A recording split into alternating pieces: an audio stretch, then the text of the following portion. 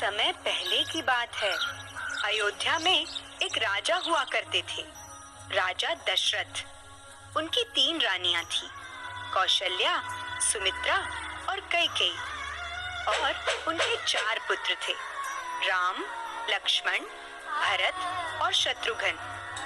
उन्होंने अपने सबसे बड़े पुत्र को अपना उत्तराधिकारी घोषित किया। रानी कौशल्या के पुत्र राम को राजा बनते देख रानी कैकेयी नाराज हो गई। उन्होंने राजा दशरथ से कहा, राजन, हमने आपकी जान बचाई थी तो आपने हमें 2 वचन मांगने को कहा था। आज वो वचन मांगने का समय आ गया है।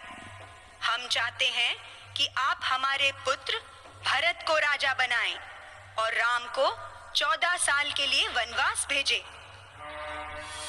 राजा दशरथ काफी दुखी हुए, किंतु वो अपने वचन के कारण मजबूर थे, तो उन्होंने राम को वनवास भेज दिया। राम के साथ उनकी धर्मपत्नी सीता और भाई लक्ष्मण भी चल पड़े। तीनों वन में रहने लगे।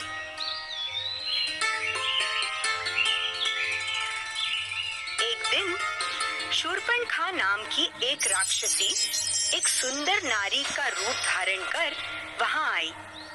वो राम जी को देखकर मोहित हो गई और उन्हें जाकर बोली, मुझे आपसे शादी करनी है। राम जी ने मुस्कुराकर कहा, देवी, मैं तो पहले से ही शादीशुदा हूँ। आप मेरे भाई लक्ष्मण के पास जाइए और उनसे पूछिए कि क्या वो आपसे शादी करेंगे।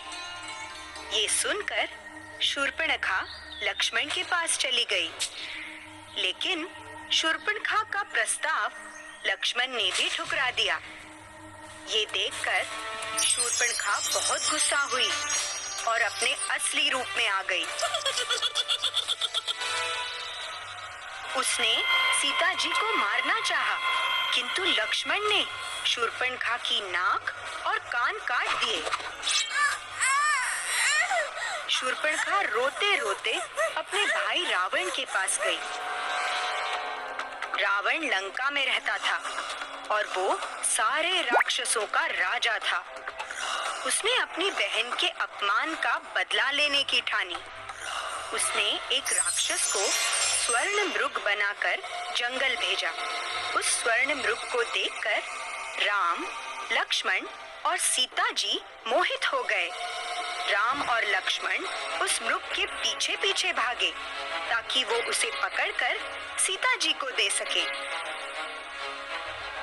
इतने में रावण अपना रूप बदलकर साधु बनकर सीता जी के पास आया और सीता जी को अगवा करके ले गया। राम और लक्ष्मण जब वापस आए तो दोनों उन्हें खोजने लगे। खोजते खोजते उन्हें एक घायल पक्षी मिला जिसका नाम जटायु था।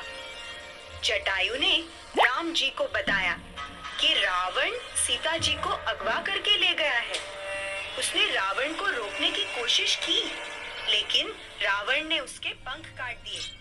राम और लक्ष्मण लंका की ओर चल पड़े। रास्ते में उन्हें वानरों और भालुओं की सेना मिली और उनके साथ रावण से युद्ध करने चल पड़ी।